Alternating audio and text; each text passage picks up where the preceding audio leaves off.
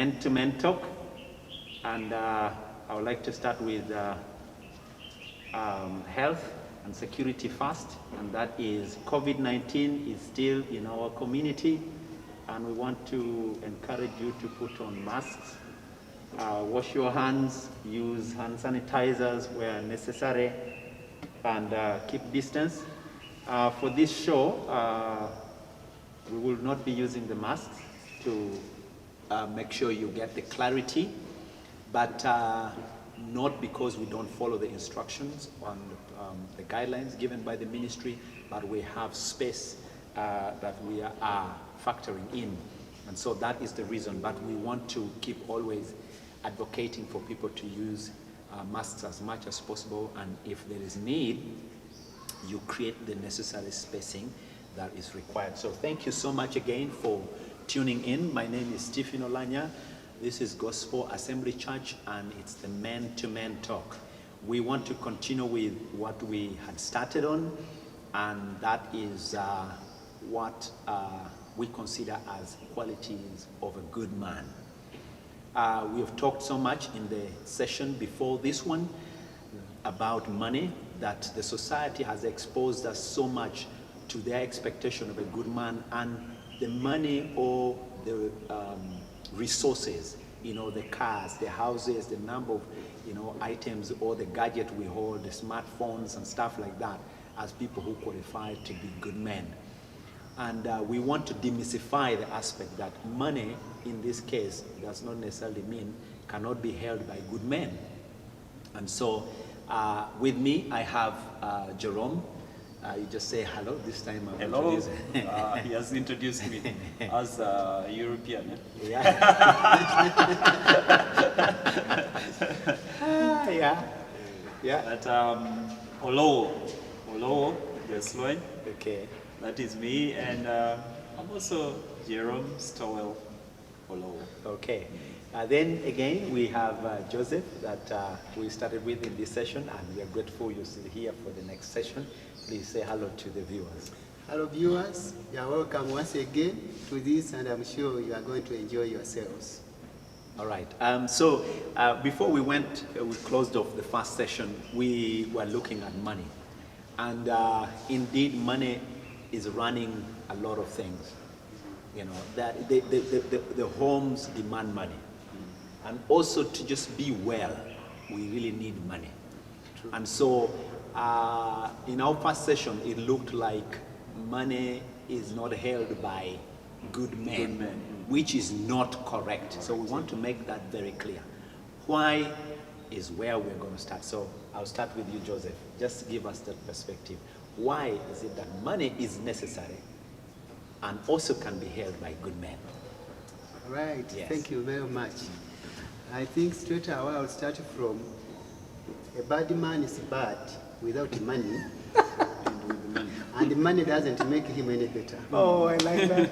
I like that. Neither is a good man corrupted by money. So these are issues of the heart. Yeah. If somebody can change, if money can change you, then there's basically a fundamental problem. Yes, you're not a good man. You are not good by all default. So by me acquiring money, wealth, it doesn't mean that I have to compromise on my values. Wow. Wow. And actually, good. Wow. when people who are good acquire wealth, they become even better. True. Because this money has a way it can be used. You can help the widows. Yes. You can help orphans. I mean, you can do so many things even in the country. True. So money is not really evil. It's the heart. I think that is evil. You know, I just like the way you were choosing your words. They were really deliberately put together, and it makes sense to me. I don't know about you out there, but it makes a lot of sense that a good man remains a good man. So you're never corrupted about because money has come in, so you change who you are. So people out there, you need to know that if you want to get a good man, even if you put money in their hands, they will still remain good. or even if they don't have money, they still remain good. So character never changes, irrespective of those financial upliftings or downbringing. Jerome, you want to pick it up? Sure. Yeah. I would like to start with a statement that one of my big sisters, I call her Mama because she took care of me. She told me as I was growing, I was a teenager, I said, my brother, marriage, money does not make marriage. Wow. But money can make it sweet. Wow. So it's nyongeza. Yes, additional. nyongeza, yeah. This, in our context, you would say, if we have money, we can go for holiday. Yeah. We can, no... I can give you that car as a gift. I can give you that car as a gift. So the gift raises to another level. But the heart that gives is the same. Exactly. and that's what I grew up with, knowing that, you know what? Money does not necessarily have to make me, but I use money as a tool. Exactly. To achieve the expected end, or the better, what we call the better life.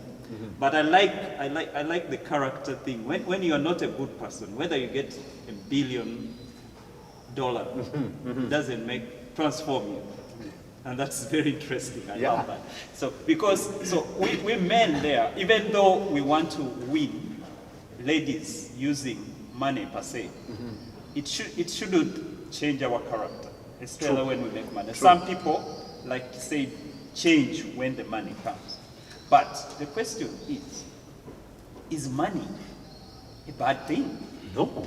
Is society so bad to emphasize that a good man should have money?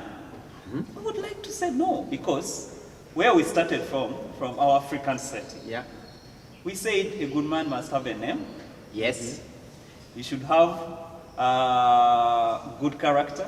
Yes. Doesn't batter. He doesn't. He's not a witch. He's not a drunkard, and all these things. And we said he should have at least be able to have grace. I mean, cultivate. Cultivate. And have food. Yes. Now, food. What is food? That's his money. That is money. Yeah. You should have animals. Yes. That's wealth. That is wealth. You should have land. Yeah. That is what? That's wealth. But what makes the difference? Why is it that now, when ladies say you must have money, it hurts? Why?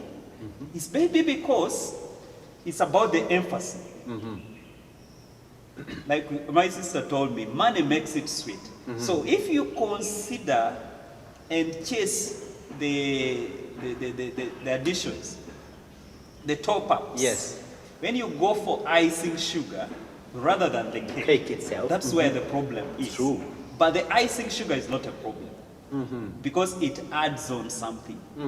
Sweetness or nice look and everything. So, dear listeners or viewers, I would like to submit to you that money is very good.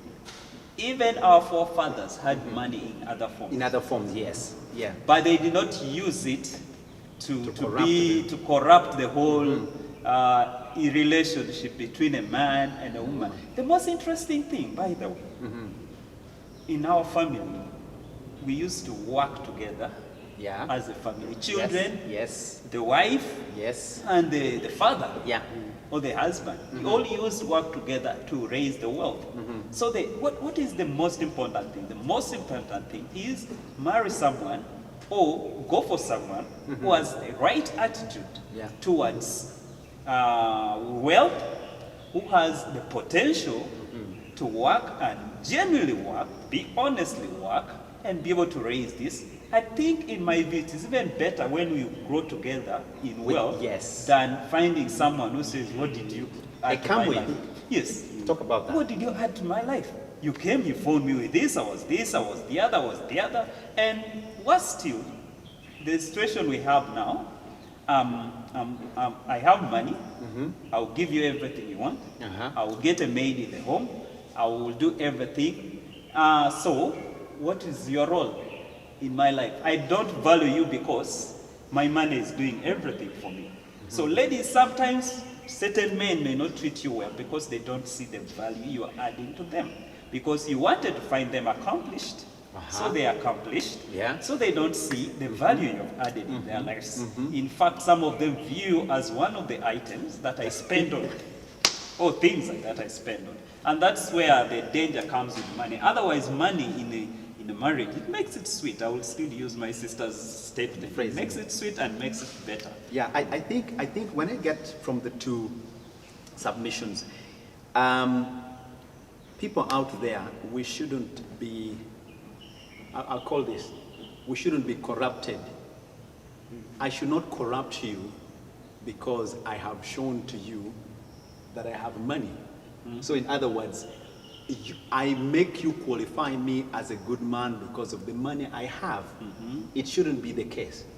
No. In fact, we know of people who have got money, but you will never see them.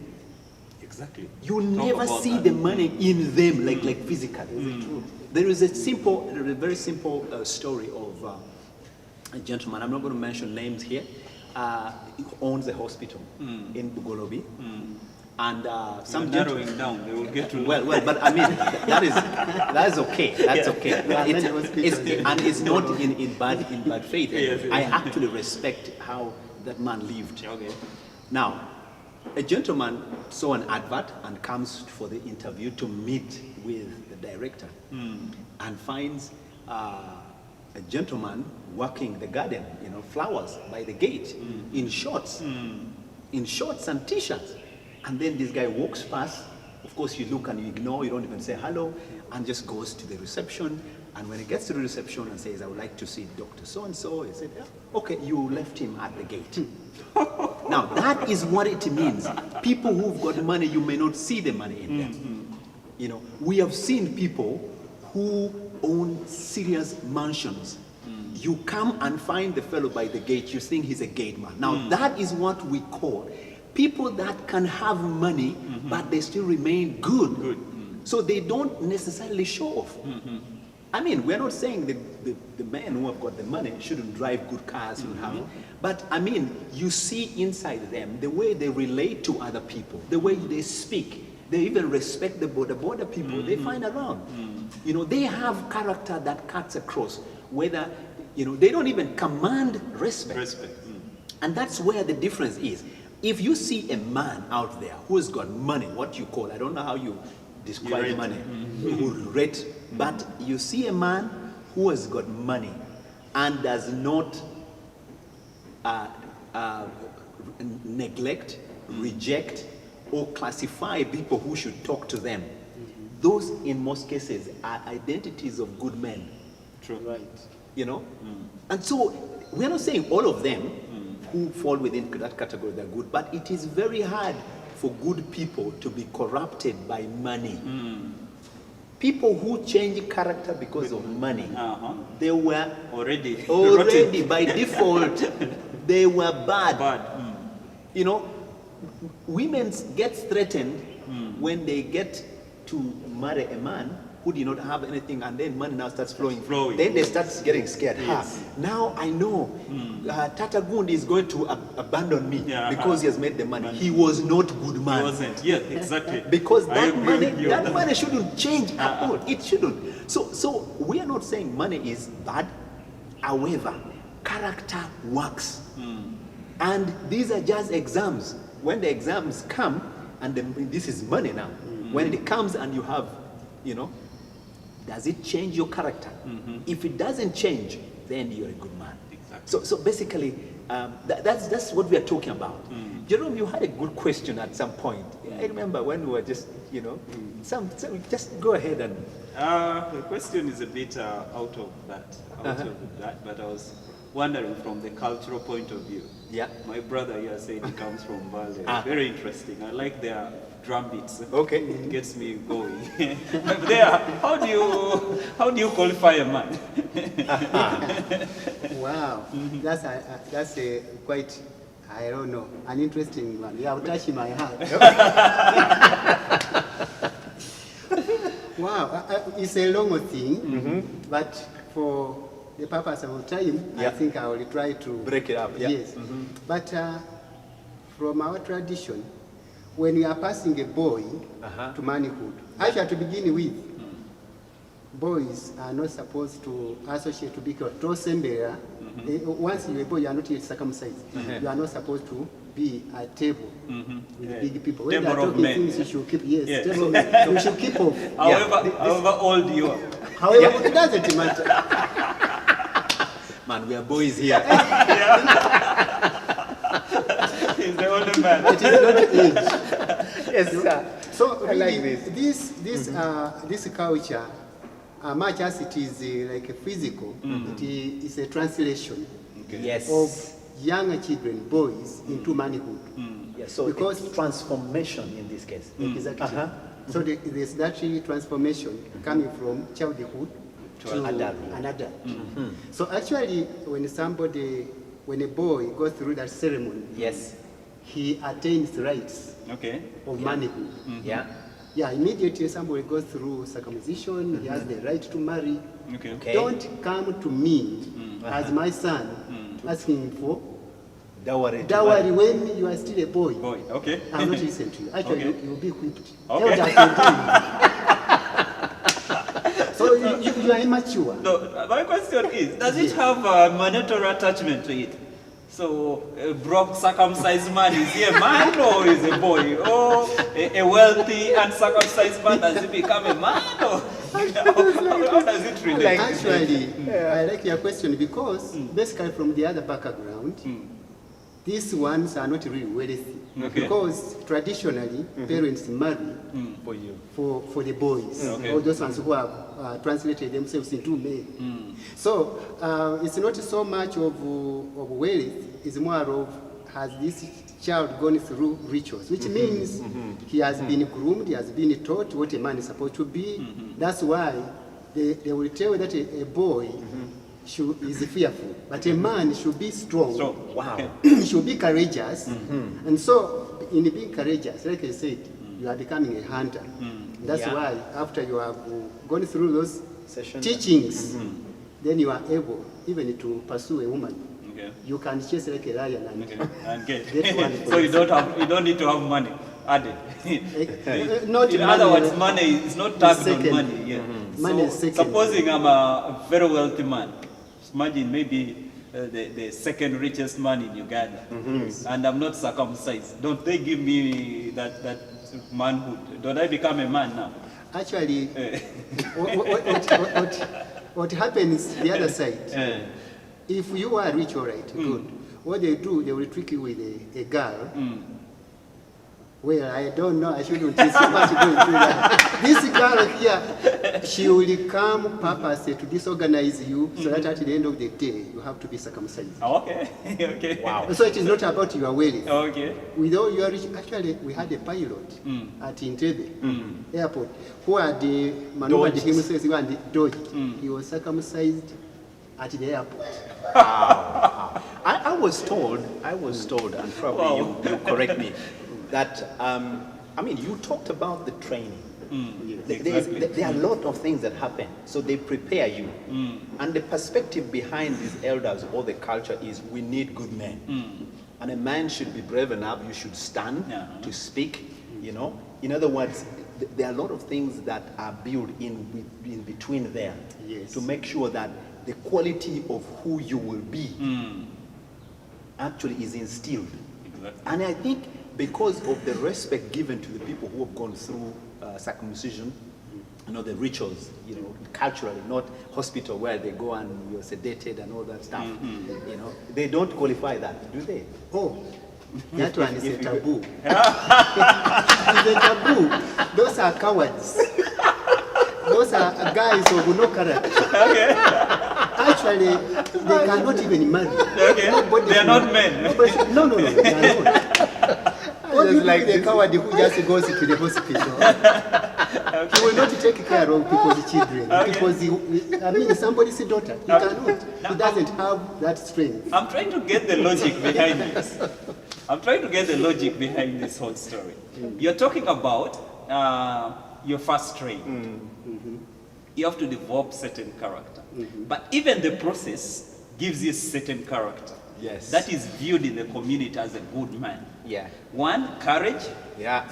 Because the nature of a man in society such as that is that you must be brave. Yeah, courageous. You must be able to be courageous and face tough situations. Which is positivity. Yes, positivity. So that process does not only, it's not just a matter of getting you from here, throwing you there, but there's a process that goes with it that makes you a good man. It's like a crowning. Yeah. It's just crowning you, but the whole work has been done all Down the here. way through. Yes. So that's why they're able to say, if you have not gone through that, We cannot expose our daughters. yes, to you, because you have not gone through the training that finally crowns that. That may have changed by now, Yeah. probably, because I see young people also doing it. Well. Maybe they have not gone through the training, but I like the idea behind it, the whole thing of grooming men. Then finally, it's like they put a tag on you. Now this is, you pass the exam. The final exam is this. Exactly. Yeah. That's why, while this candidate stands there to be circumcised, is not supposed to shake. That shows the brevity, like you're saying. Okay. And so, while they are taking them through that process, they normally instruct elders, instruct these boys, the ones that when they are doing those ceremonies, dancing for the 3 days, they instruct them what a man is supposed to be. Oh. And while dancing, like somebody can stand up, and at times they intermittently sort of check on you whether you are strong or not. They hit here. You know, the knees to see whether you are strong. So many times they just time this boy and then hit. If you shake, they can even slap you. Wow. Well, I think That's a good one. I just like this little bit of the conversation, and this viewers was to give a little bit of a perspective of the society can actually dictate on what we expect of good men, and they can be successful. Yeah. So from a cultural perspective, you can imagine. You go to Mbale and all those districts there has been a deliberate move by the society to get good men. Which people out there in other areas, we should also look at that. Exactly. You know, so I like it that at the first session, we looked at how the society influences us negatively. But now we're looking at how a society influences us positively. Yeah. You know, which is a very strong thing here. So the society has got a great contribution to who good men are. All right, so we want to go for a break and we'll be back. Please don't go away.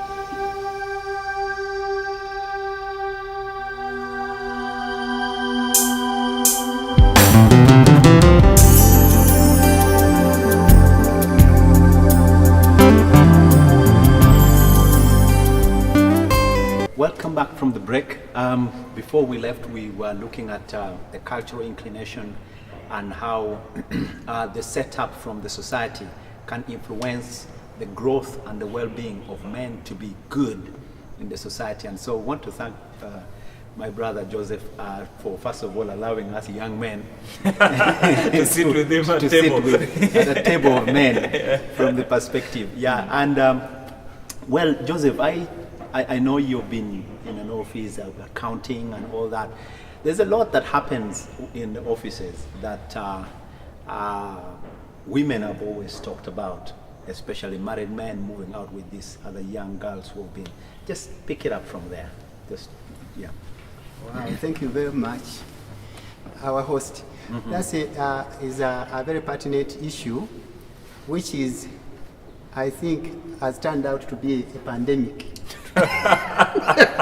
Almost, I thought it was only COVID worse now. than COVID. Office affairs. I want to warn the married men outside there, audiences, that actually you are on a hunt. Can you imagine? Yeah, young ladies these days aim at married people. So married ladies, you need to be careful about your husbands. Maybe you need to fall up. She will not manage. Because right now there's almost a conventional mind that these girls know that married people are responsible. Yeah, can you imagine? Where responsibility means they can take care of their family. So you find a little girl saying, I don't mind. You tell me you are married? I don't mind. I will not bother your marriage. But me, I will be on the side. They call themselves, I don't know, side dishes or something. Sidees. Something of that kind. But honestly, that's not the proper way.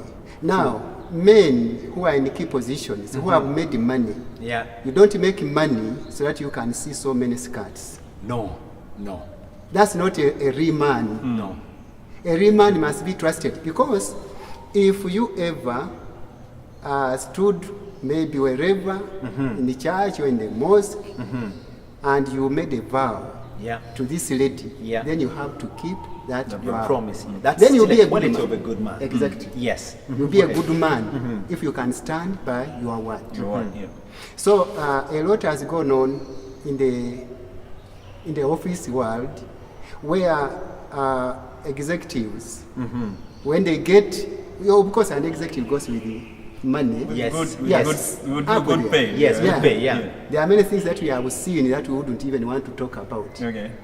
You know, little girls come in as interns from university and whatever, and the next thing you are hearing, the big guy actually walking out with this. It's influencing. And surprisingly, one thing that is surprising is that these little girls themselves entice.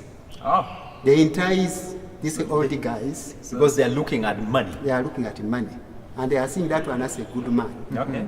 You know, as a good man because he has wealth. Like Stephen said, the society has changed the whole meaning of what a good man is. They think a good man is a rich man with a lot of money around himself. But a good man is about good character. Good character. So you find that these young men, young ladies especially, they start enticing old men or people who are older than them into relationships that they can be able to tap what they have. Okay. So really, those are issues in the offices, and it has gone as far as, because like now, these ones maybe in accounts and whatever, they will start living that, I would call it an professional way of life, so that they can be able to make money, to be looked at as good. Yes. That's why you are talking about when it comes to procurement. People are going out there, they will hike. I think we see a lot going on in the nation. You find somebody writing wrong vouchers, you know, inflating figures. They call it maybe creative accounting. Creativity. It's a positive society. Everything, even bad, they make something positive about it. So it's unspeakable that you find somebody who is even a professional accountant. There are standards that a professional accountant is supposed to be. Integrity is one thing. And now you find somebody fidgeting around, he pushes these principles aside and is stealing. And you find that an accountant has been arrested. It's really appalling. Wow. I think what is happening in the offices is appalling. I mean, you put it as pandemic. These are new terminologies, but it has the weight. It tells you exactly what is going on. It is true that office relationship is a concern, especially to married people. And as you put it, there are people who deliberately just want to go. I want to ask these ladies, I mean, as we've always said, we have already been blamed and we have accepted the blame. Please don't spoil us now. Don't spoil us. Yeah, because, I mean, you know we are bad. And then you run, you say, I want the married men. Excuse me, we already have bad names. Why do you come and tarnish somebody? If you are the wife and the wife at home is the lady who is actually talking to you, looking at your husband from that perspective, what would it be? And so please don't put traps on endangered. Exactly. So please shape up. Please, we know, well, we are loose. That is what you have already told us. So don't take us there. Let at least some woman enjoy this little bit of a good man without you interfering. Otherwise, don't fall with us. We have already fallen. Please. In that way, I mean, it would save us. There's a lot, really. Some of them want to climb ladders by making sure you have a relationship with the boss. But you are stirring up the whole society. We are changing things around. Money is not the end of it. And money shouldn't be the qualifying aspect of getting a good man. And so, really, Well, you, Jerome, pick it up from there. Interesting. Anyway, we can talk about money, but as we have said, money is a good thing. It depends on how you use it and how your focus is directed. Yeah. If you focus everything on money, you are likely, highly likely to deviate from the right thing. I want us to look at things in terms of who we are generally. Yeah. We are born again. All of us Yes. are born again. Yes. Yeah.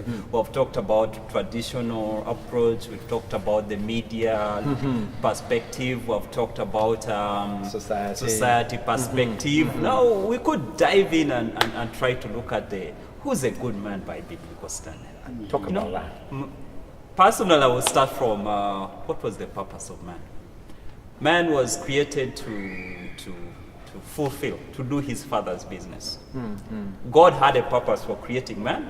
I like looking at things from first principle, from the original intent, from the author's intent. Because God is the author of man, he had a purpose for man. So God created man to manage the kingdom on earth. Yeah. That was the literal thing. Actually, man was created for work, was created for leadership, was created to take care of, to make sure all other creations was doing well. I think that's where we derive the fact that man is the provider, man is the caretaker, man is the everything. So, but we realize from the Bible that after the man was created, he worked, and he was tired, he didn't see any help among the creation. And that's how the help meet. The Bible is very interesting. It chooses words. It says, help meet for him. In other words, it was specific. Compatibility, specific to this person. So you, my wife, or your wife cannot fit in another person. No. Because that was made meet for you, specifically for you. So who's a good man? The good man first is the one who honors his master, in my view. Yeah. So each and everyone has got a master. And I keep telling people, you can run mandate. There is a persuasion, what I call persuasion, for every marriage. Some people's persuasion in marriage is traditional standards. Yeah. Different tribes have different standards. For men, we have talked about that. Yours is circumcision. That qualifies you to be a man because you'll have gone through all the training.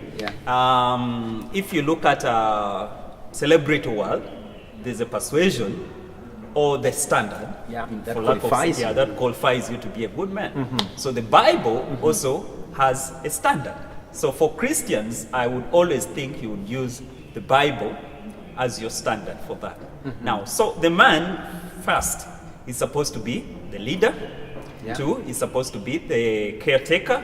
2 is supposed to be the defender. He's supposed to fulfill the master's call is the number 1. And then these other ones are subsidiary with the help of the wife. Now, the good husband, in my view, is supposed to be one who's able to work with his helper to be able to fulfill the master's call upon his life. Now, we need to identify what is the call, so that we are focused on what we are meant to do. What is our purpose on earth? Wherever you are as a man, first identify what is your purpose on earth. What am I called to do? Some people are called to be supporters. Like in the community, they will try to help everybody. Now, if you marry such a man, then you know that you've married a supporter. To everyone. So you have to rally in behind that. If you marry a preacher, know that your helpline is going to be along. You're meeting his call, in other words.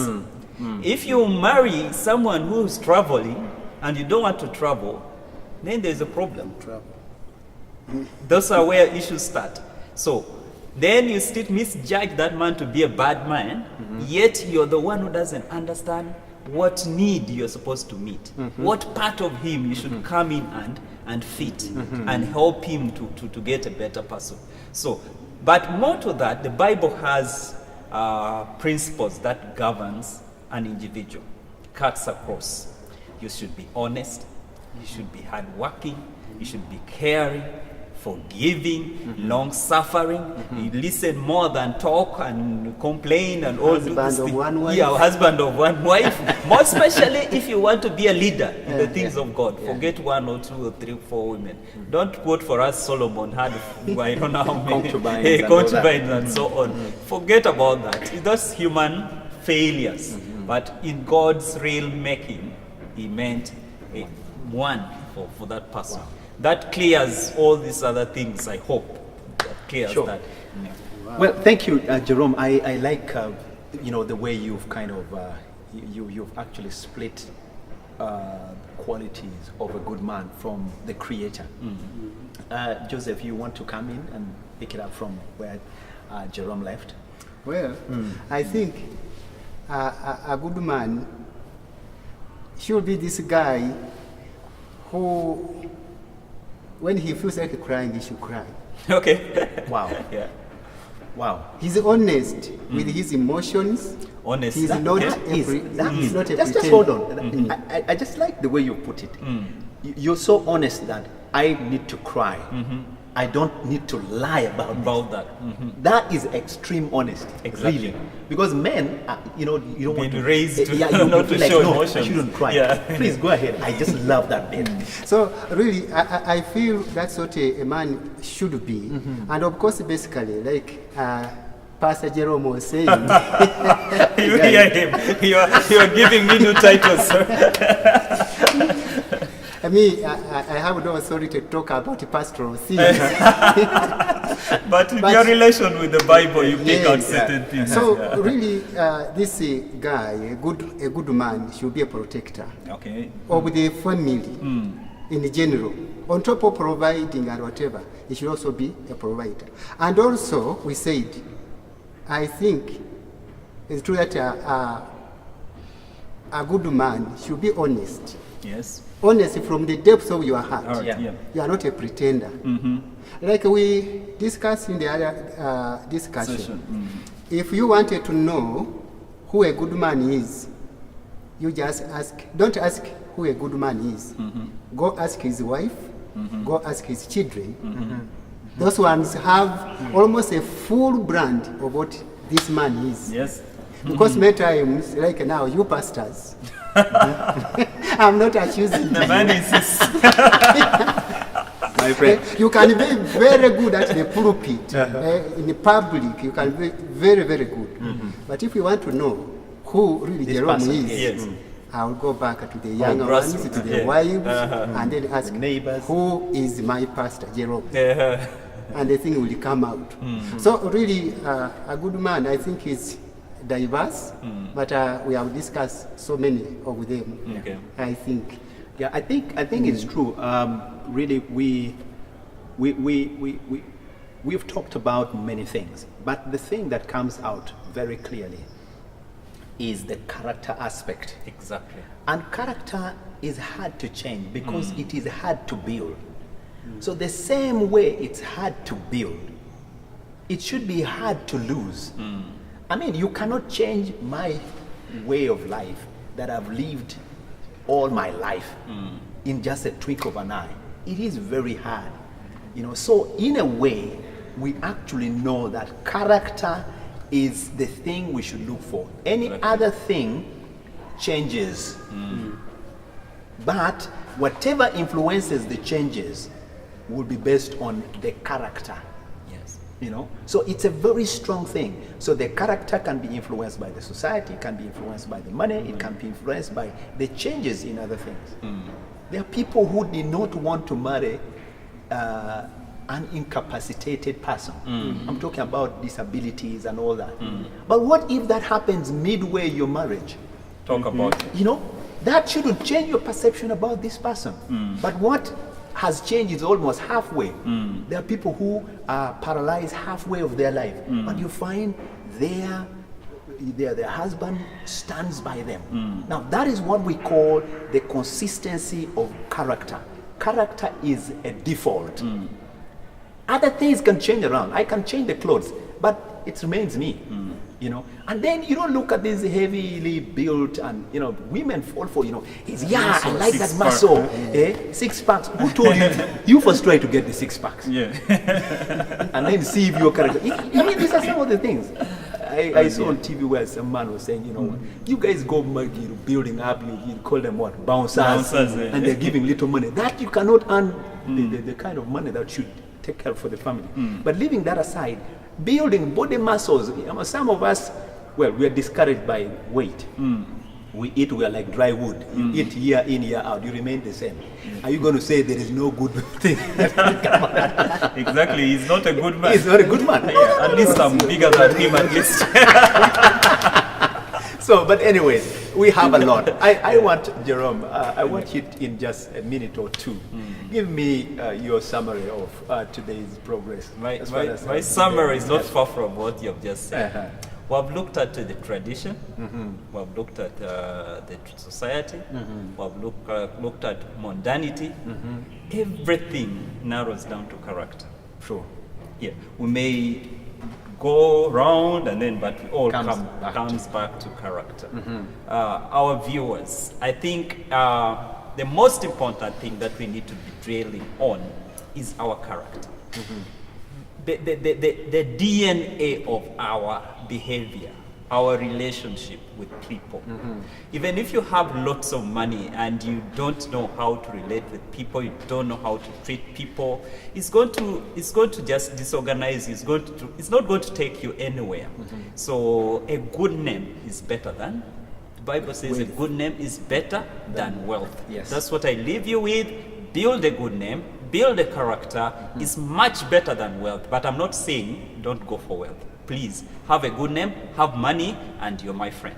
Wow, thank you. Joseph, your last words? Wow. In a minute or two. This is great. Like I said, it takes time to build character.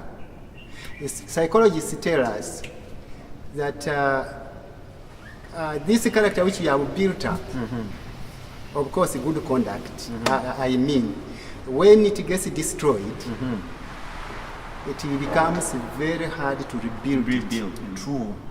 So it is one thing that must be protected. If you have built a name, that's why even in families, people talk about don't destroy our family name. Yes.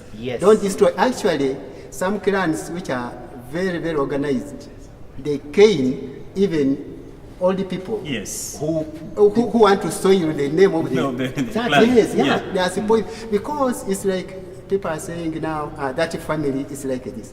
It took centuries, maybe it has taken generations to build a good name, and now you come up and then start spoiling that name. Really? So you find that these elders will have to deal with you. Actually, in our clan, the oldest man said, once you find me doing this, me myself, the oldest, says you put me down. Let's pass the bylaw and cane me if you find me, catch me on this particular bad thing. Wow. So saying that character should be protected.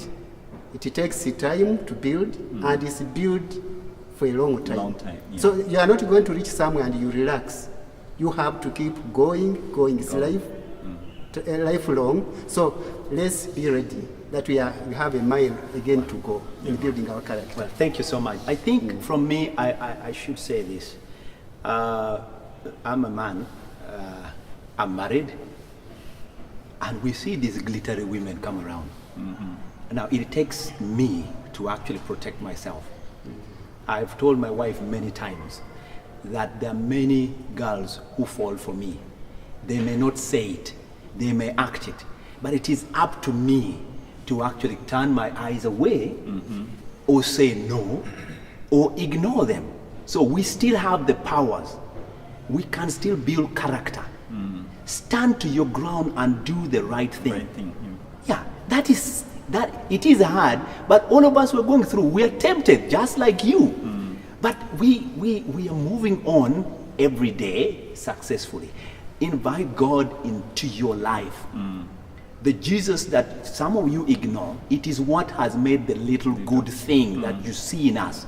The principles that we move with is because we know that we should not fail God that has taken us from several challenges and has moved us to another level.